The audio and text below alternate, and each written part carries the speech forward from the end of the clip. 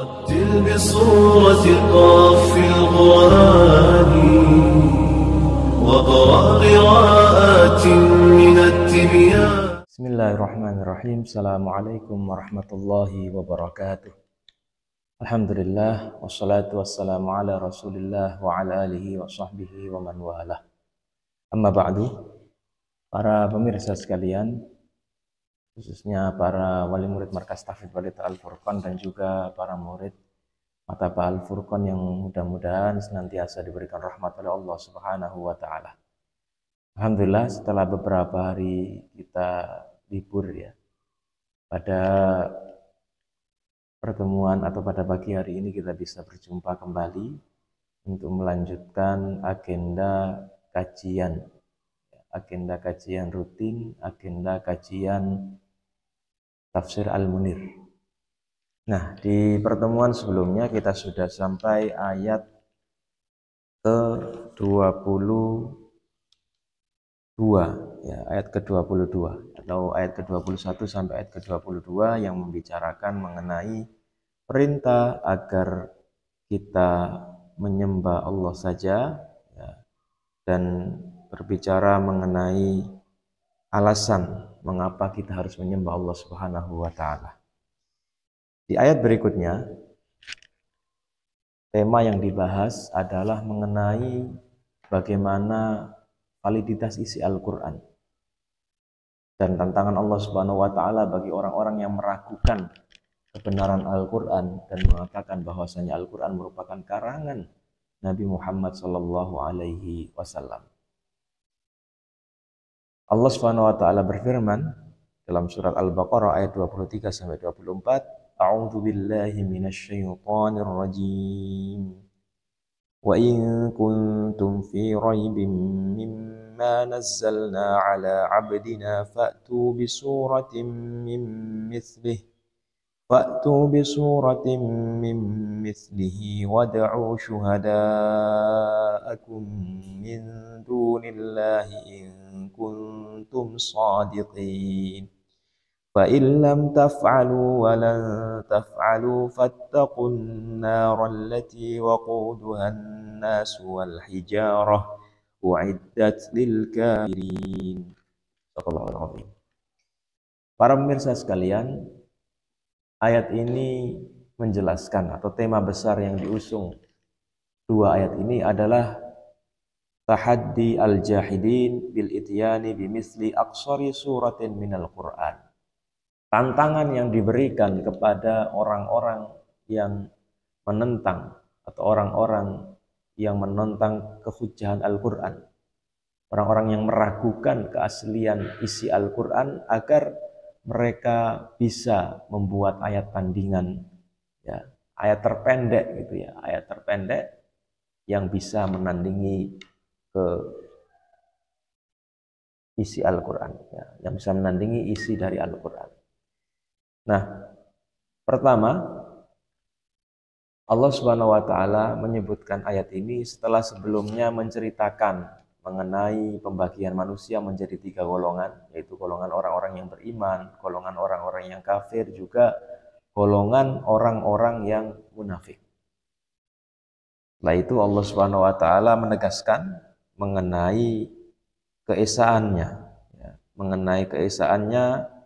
dan juga mengenai perintah agar beribadah semata kepada Allah dan larangan untuk berbuat syirik. Ya, jadi setelah bicara tentang golongan manusia, lalu berbicara tentang tauhid. Nah, pada ayat ini Allah Subhanahu wa taala disebutkan oleh Syekh Muhammad Az-Zuhaili, asbatallahu ta'ala annal Qur'ana kalamullah wa annahu nazala min 'indihi bidalilin annahu mu'jizun. Nah, ini ya.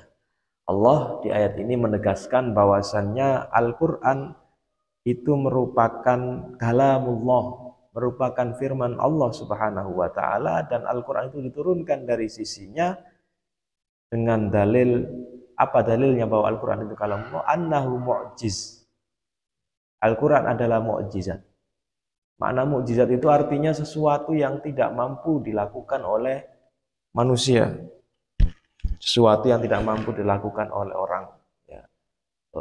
Bahwa sesuatu hal ya yang ajaza itu kan artinya melemahkan ya, artinya tidak ada orang yang bisa melakukan yang semisal, yang mendatangkan yang semisal dengan Al-Qur'an. Dan kita bisa memperhatikan ya, kalau kita baca tafsirnya, beliau mengatakan in kuntum ayyuhal arabu wa ghairukum minal jahidina fi syakkin min sidqil Qur'an alladzi anzalallahu ala abdihi wa rasulihi nabiyil ummi Muhammad bin Abdullah wa za'amtum annahu min kalamil bashar fa'tu bimithlihi kama yaqdiru sairul bashar wa dzalika in kuntum shadiqina fi annahu mukhtalaqun wa min kalamil bashar. Nah, jadi ini merupakan tantangan Allah. Allah mengatakan, wahai orang Arab, wahai orang Quraisy, jika kalian ya, ragu terhadap isi Al-Quran dan kalian mengatakan bahwasanya Al-Quran itu merupakan kalamul bashar, perkataan manusia, maka gampang saja untuk membuktikan kebenaran perkataan kalian. Fa'tu bisurah, ya, fa'tu bimithlih, datangkan yang semisal dengan Al-Quran. Nah, di akhir penjelasan tafsir ini, ya, Syekh Muhammad Az-Zuhaili menyebutkan penjelasan dari Abu Bakar Al-Jassos, bahwasanya di dalam Al-Quran tantangan untuk mendatangkan atau tantangan kepada orang-orang yang tidak percaya dengan Al-Quran untuk mendatangkan Al-Quran tandingan, itu ada beberapa tahapan ya, ada beberapa level tantangan. Yang pertama, di surah Al-Isra ayat ke-88, Allah menantang agar manusia ini bisa membuat Al-Quran tandingan yang semisal dengan Al-Quran. Al-Quran kan 30 juz, 114 surat. Jadi tantangan untuk mendatangkan yang semisal dengannya. Ini tingkatan yang pertama ya. Qul la in ijtama'atil insu wal jinnu ala ayyatu bimithli hadzal qur'ani la ya'tuna bimithlihi walau kana ba'dhum li ba'dhin dhahira. Katakanlah seandainya seluruh jin dan manusia ini berkumpul untuk mendatangkan yang semisal dengan Al-Quran, maka mereka tidak akan mampu. Nah, falamma dhahara ajzum qol. Nah, kemudian level kedua, kalau yang semisal dengan Al-Quran tidak ada yang mampu, menurunkan level tantangannya. Ya Allah menurunkan tantangannya yaitu fa'tu bi asyri suwar mithlihi muftariyat.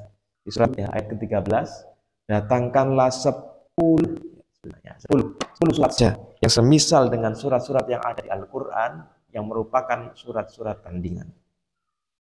Nah, ternyata tidak ada yang mampu juga menjawab tantangan ini, maka Allah menurunkan kembali level tantangannya di surat At-Tur ayat ke-34, falyatu haditsin mitslihi in kanu shadiqin. Datangkanlah yang semisal dengannya, perkataan yang semisal dengannya jika mereka itu orang-orang yang benar.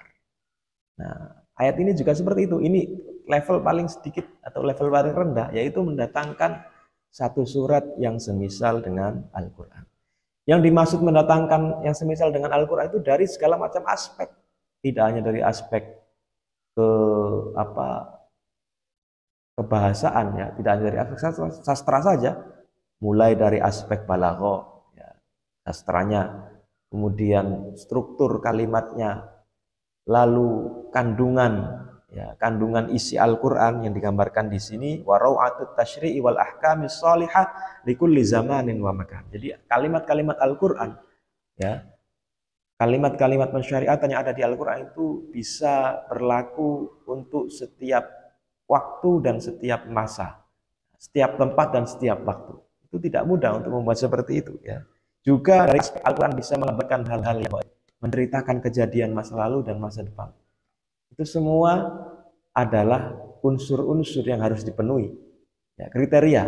Kalau ada orang yang bisa mendatangkan yang sebenarnya, nilai apakah sama bobotnya, ya, mulai dari sastranya maupun kandisinya dengan Al-Quran.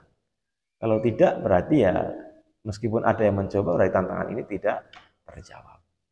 Dan ini sudah terbukti ya para jamaah sekalian mengenai kebenaran firman Allah Subhanahu wa taala ini, terbukti bahwa tidak ada sampai sekarang orang yang bisa mendatangkan semisal dengan Al-Qur'an. Dulu waktu zaman nabi palsu, ya banyak maraknya nabi palsu di zaman Khalifah Abu Bakar As-Siddiq, itu ada orang-orang yang berusaha mendatangkan Al-Quran atau mendatangkan ayat yang semisal dengan Al-Quran untuk mendukung klaim mereka bahwa mereka itu adalah nabi setelah Rasulullah SAW. Salah satunya seperti yang disampaikan oleh Musailamah Al-Kadzab, dia membuat surat Al-Fil namanya, tapi isinya tidak sama dengan surat Al-Fil yang ada di Al-Quran. Di situ dia mengarang Al-Fil, Malfil, wa ma adraka malfil, lahu khurtumun tawil. Ya. Gajah, apakah itu gajah? Tahukah kamu apakah itu gajah? Gajah adalah binatang yang memiliki lalai panjang. Nah, ini kan menjadi sesuatu yang lucu. Ini mau menyampaikan ayat dari Allah atau mengarang lagu untuk anak-anak TK. Apa urgensi mensifati gajah dengan sifat seperti itu? Tidak ada yang aneh, tidak ada yang mengherankan gitu ya. Makanya ini merupakan bukti real, bukti nyata bahwa Al-Quran itu berasal dari Allah Subhanahu wa Ta'ala. Nah, maka Allah di ayat ke-24 dilanjutannya itu melanjutkan fa illam taf'alu wa lan taf'alu fattaqun naral lati waquduha an-nas wal hijarah uiddat lil kafirin. Jika kalian tidak mampu ya, walan taf'alu, dan kalian tidak akan mampu, fattaqun nar. Opsinya hanya satu. Kalau kalian tidak bisa menjawab tantangan ini, maka takutlah terhadap api neraka yang bahan bakarnya itu terdiri dari manusia dan berhala-berhala yang kalian sembah. Uiddat lil kafirin, yang disediakan bagi orang-orang yang kafir. Syekh Muhammad Az-Zuhaili menyatakan, wa haitsu dhaharul ajzu fi'lan farji'u ilal haqq. Ya. Kalau kamu sudah tahu bahwa kamu tidak mampu menjawab tantangan ini, maka kembalilah menuju kebenaran. Wal iman bil Quran, beriman dengan Al-Quran.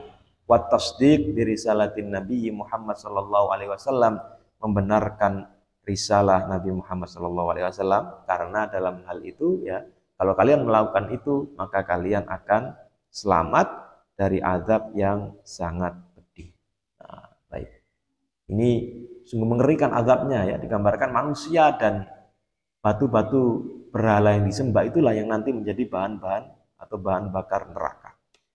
Nah, ma'asyiral muslimin, para jamaah sekalian, satu poin penting yang bisa kita petik dari ayat ini adalah bahwa Al-Quran merupakan mukjizat Nabi Muhammad Shallallahu Alaihi Wasallam yang valid, dan Al-Quran ini mukjizat yang abadi. Ya, ini berbeda dengan mukjizat-mukjizat Nabi sebelumnya. Memang suatu mukjizat itu disesuaikan dengan kondisi di zaman ketika para nabi itu hidup. Di zaman Nabi Musa alaihi salam misalnya, di situ sedang jaya-jayanya ilmu sihir, maka Allah pun mendatangkan mukjizat yang bisa mengalahkan sihir-sihir tersebut. Di zaman Nabi Isa juga sama, di situ sedang jaya-jayanya ilmu kedokteran, maka Allah Subhanahu wa taala pun mendatangkan mukjizat yang bisa mengalahkan ilmu-ilmu kedokteran tersebut.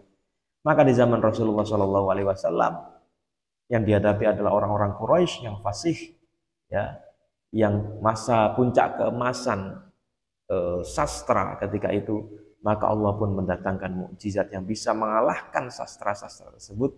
Dan dengan jujur para penyair, para ahli sastra mengakui bahwasanya Al-Quran ini merupakan firman Allah yang tiada tandingnya, atau ini bukan perkataan manusia.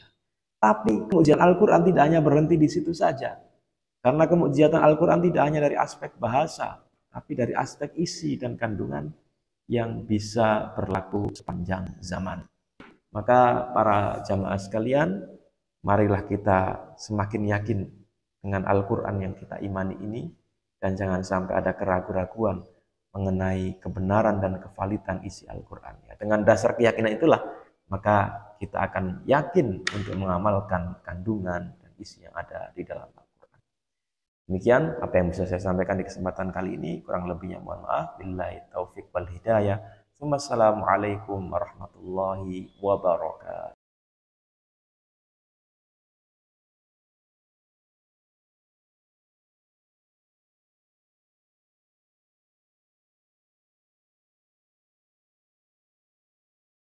اقرأ فإنك ذو نسم ليس الجهول كمن علم